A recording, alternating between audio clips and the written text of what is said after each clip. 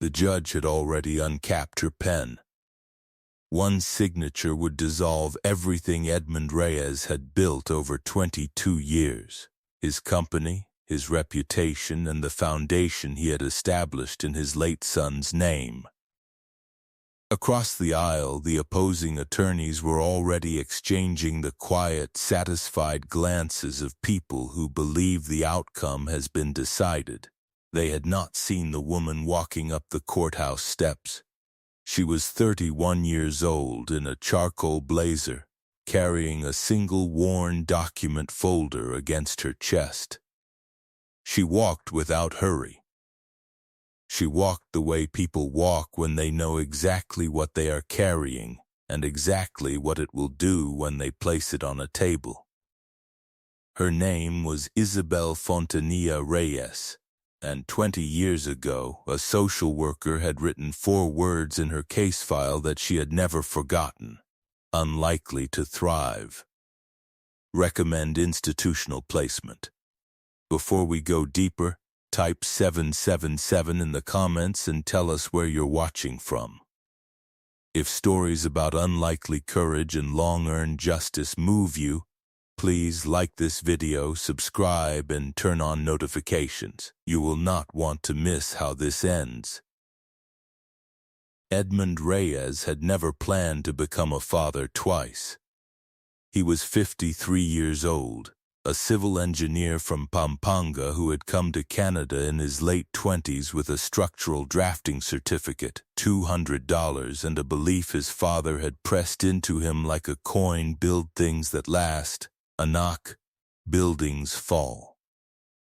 Character doesn't. He had built things that lasted. A small construction consulting firm, started in a rented basement office, that grew steadily over 2 decades into a respected mid-sized infrastructure company working on public school buildings, community health centers, and provincial road projects across Ontario. He had never chased large commercial contracts. He preferred work that, as he put it to anyone who asked, you could point to from a distance and say, that is still standing because someone cared. His son, Marco, had been the one who pushed him toward the charitable work. Marco was 24 when a cycling accident took him, sudden, senseless. A rainy Thursday in October that Edmund still could not think about without his chest tightening. In the year that followed, Edmund established the Marco Reyes Community Foundation, funding vocational training programs for youth aging out of the foster system in their region. It was through the foundation that he met Isabel. She was 11 years old. She had been in the system for 4 years since her mother, a Filipino home caregiver named Lourdes, died of a sudden cardiac event while working an overnight shift. Her father had never been present. Extended family in the Philippines could not take her. She had moved through 3 foster placements in 4 years, each one ending for reasons the case files described in the careful, bloodless language of institutional paperwork. Edmund visited the group home as part of a foundation site assessment. He was there to review a proposal for a woodworking skills program, not to meet anyone in particular. But Isabel was sitting at a table in the common room with a library book open in front of her and a legal pad beside it, writing in small, careful handwriting. He asked what she was doing. She looked up. She did not smile immediately the way children who have been through enough disappointments learn to wait before they decide whether someone deserves a smile. "I'm reading about how courts work," she said. "I want to understand why judges decide things." Edmund sat down across from her. "And do you understand yet?" She considered this seriously. "Not completely, but I think the person who prepares the best argument usually wins, unless the other person is lying. Then it's more complicated." He laughed. A real laugh, the first one and longer than he wanted to admit. He visited 3 more times over the next 2 months. Each time Isabel was reading something different, a biography of a Supreme Court justice, a library copy of a book on Canadian constitutional law, a photocopied article about wrongful conviction cases. Each time she waited before deciding to smile. By the 3rd visit, she smiled when he walked in. The fostering process was not simple. Edmund was a widower. His wife Cecilia had passed 6 years earlier from complications following surgery. He was 53. The assessors questioned whether a single man his age, without another adult in the household, could provide appropriate care for a child with Isabel's history of placement instability. Edmund did not argue with any of their concerns. He answered every question completely. He returned for every follow-up. He provided every document requested, sometimes before they finished asking for it. At the final assessment meeting, the caseworker asked him directly, "Mr. Reyes, why this child specifically?" Edmund thought about it for a moment. "Because the first time I met her," he said, "she was sitting alone in a room full of noise reading about justice. And I thought, that child already knows what she's looking for. She just needs somewhere stable enough to keep looking." Isabel moved into his home on a Friday in March. She carried everything she owned in a single duffel bag and one reusable grocery bag with a broken handle that she had tied in a knot to keep it closed. Edmund showed her the room he had prepared. Simple, a desk, a bookshelf he had built himself, a lamp that could be adjusted for reading. She stood in the doorway for a long moment. "Is this actually mine?" she asked. Not excited, just checking. The way someone checks a fact before they allow themselves to believe it. "It's yours," he said. She walked to the bookshelf and ran her hand along the wood. "You built this." "I did." "It's level," she said. Then, quietly, "Thank you." She was careful with everything, with the furniture, with the dishes, with the boundaries she observed and the questions she asked before assuming anything was permitted.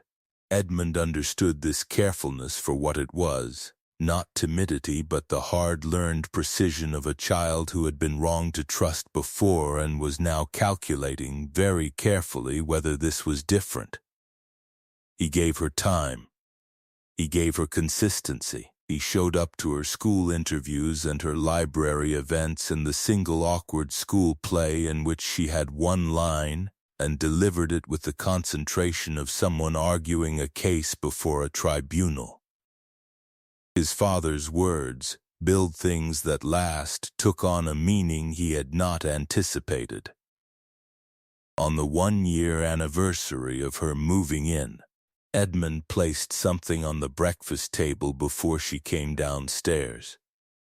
A small carved wooden figure of a woman in a graduation gown. He had made it himself, imperfectly, in the evenings after she went to sleep.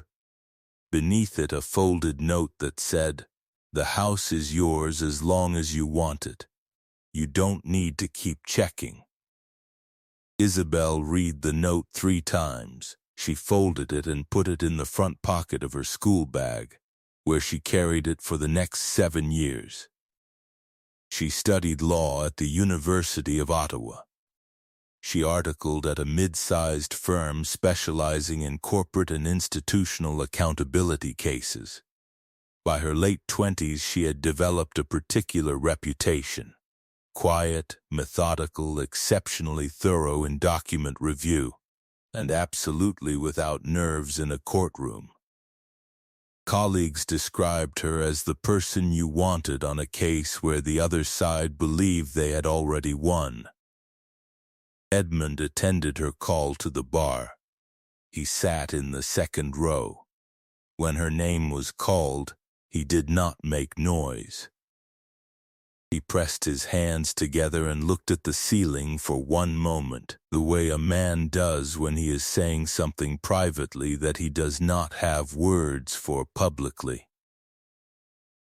The trouble began 18 months before the courtroom.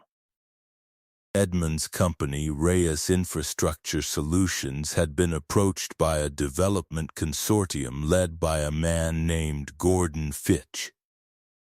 Fitch wanted to partner on a large mixed-use development in the region: residential towers, retail space, a proposed community center. He was charming, well-connected, and presented documentation suggesting the consortium had secured preliminary municipal backing. Edmund was cautious. He asked his firm's accountant to review the financials. He asked his lawyer to examine the partnership terms. Both came back with minor questions but no significant flags. He signed. What he did not know was that Gordon Fitch's consortium was structured around a web of numbered companies, several of which existed only on paper. Within 8 months, the development had stalled.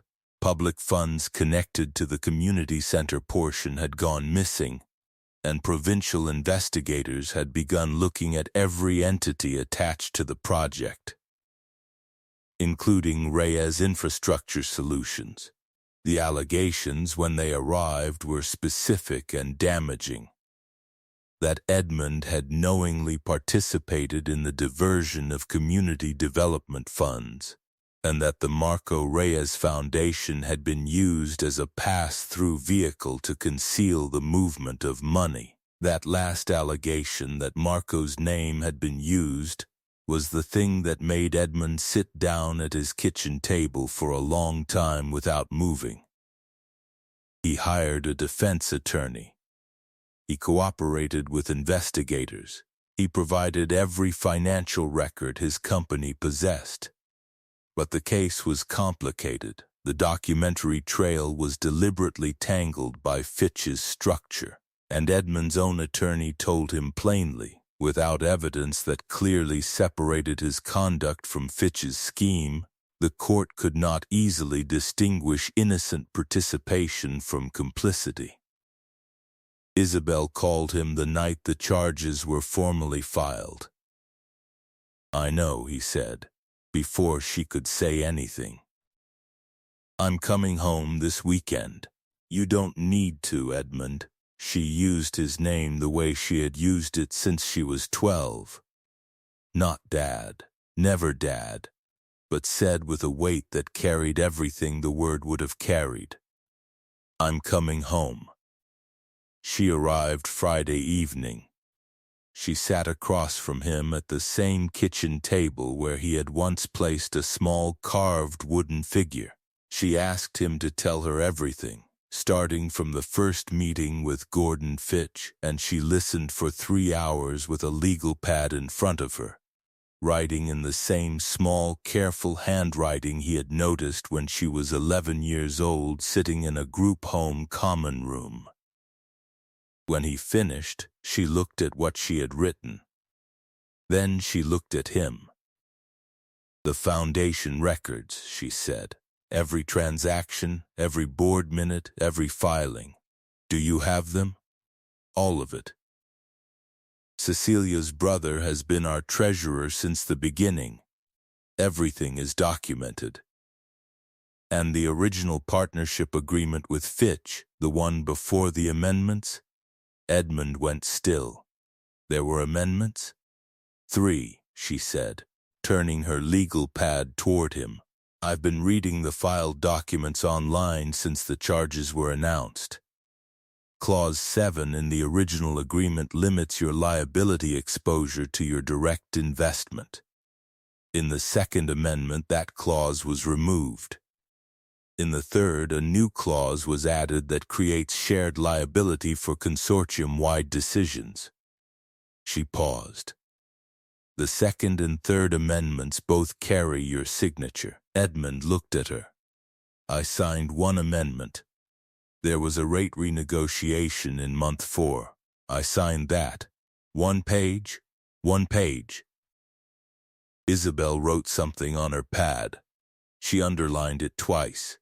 She did not say what she was thinking, yet she never stated a conclusion before she had verified it, but her handwriting had become slightly more deliberate, the way it always did when she had found the thread. She spent the next 6 weeks doing what she had done at 11 years old in that common room, reading everything, preparing the best argument, finding where the other side's case depended on something that would not hold.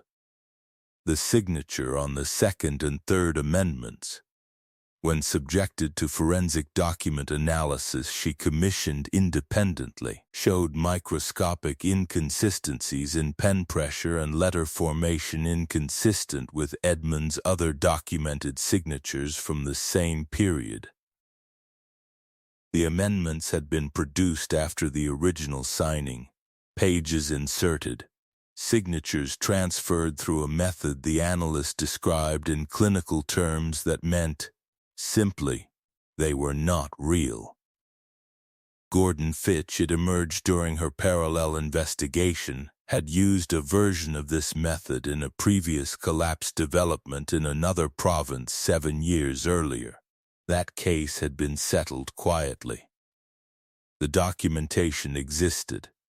She found it. The courtroom was full the morning the preliminary injunction hearing was scheduled. The hearing that would determine whether Edmund's assets and the Foundation's accounts would be frozen pending a full trial. His defense attorney presented their case. The judge, a careful, undemonstrative woman named Justice Pauline Osei, listened without expression. Fitch's legal team presented theirs. The amended agreements appeared on the screen. Edmund's name appeared beside clauses he had never read because he had never signed the pages that contained them. Justice Osei reached for her pen.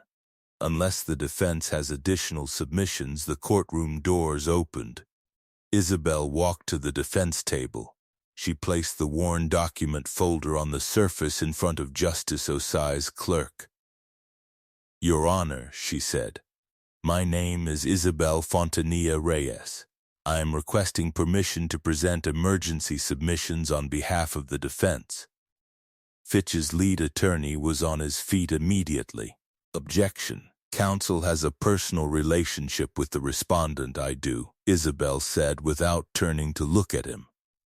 The opposing party was aware of that relationship and chose to include the Marco Reyes Foundation, a charitable institution bearing the name of the respondent's late son, in their allegations. If my relationship to Mr. Reyes is relevant, it became relevant because they made it so. Justice Osei looked at her for a long moment. "You may proceed." What followed took 40 minutes. Isabel presented the forensic document analysis. She presented the original 1-page amendment Edmund had actually signed, recovered from his company's own records, which bore no resemblance in structure or content to the two that had been filed. She presented the documentation from the previous province, the pattern, the method, the precedent. She presented a statement from the Foundation's treasurer, Edmund's brother-in-law, accounting for every transaction the Foundation had processed in the past 5 years. Cross-referenced against the allegations line by line. She did not raise her voice once. She did not dramatize. She moved through each document the way she moved through everything. Methodically, precisely, without any wasted motion. When she finished, the courtroom was silent. Justice Osei read for several minutes. Then she set the documents down and looked at Fitch's legal team. "Counsel," she said, "would you like to address the forensic analysis of the amendment signatures?" They could not. They asked for time. Justice Osei denied the request. She referred the signature evidence to the Provincial Fraud Unit immediately and dismissed the injunction application with a written finding that the documentary foundation of the allegations had been materially compromised.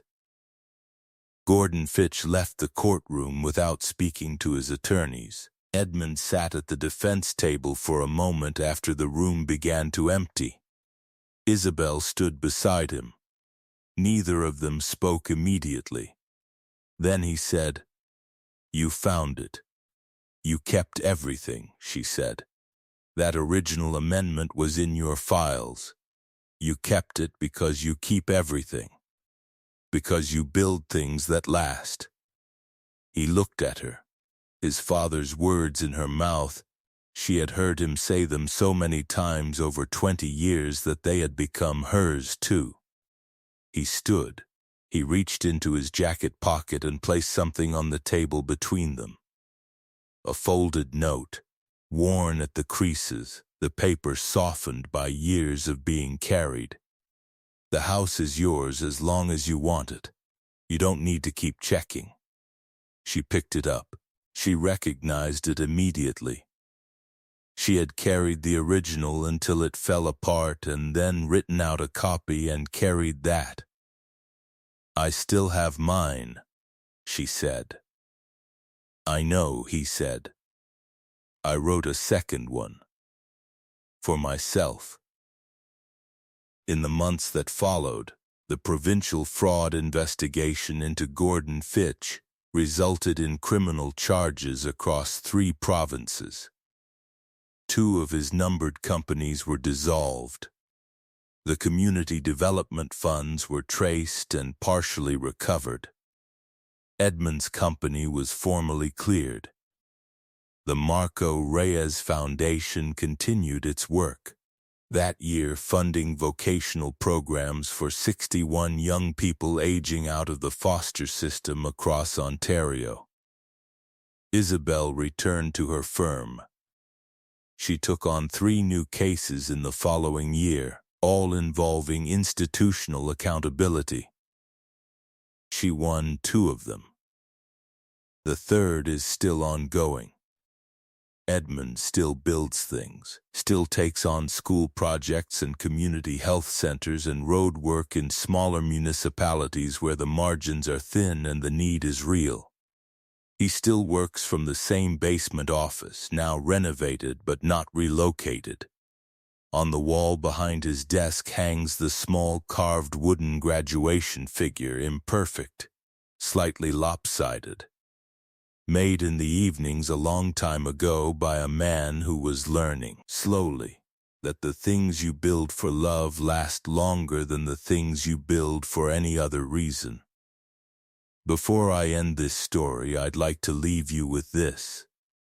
The world told Isabel Fontanilla Reyes what she would amount to before she was old enough to disagree. It wrote it in a case file and filed it away. And for a long time that file was the loudest voice in the room. But one person stopped walking when everyone else kept moving. And in that single decision, not heroic, not dramatic, just deliberate, he gave a child somewhere stable enough to keep looking for what she already knew she wanted. What you invest in people does not disappear. It goes somewhere. It becomes something. And sometimes, on a Tuesday morning in a courtroom when the pen is already in the judge's hand, it walks through the door and puts everything right. If this story moved you, share it with someone who needs it today. Like this video, subscribe to this channel, and we will see you in our next story.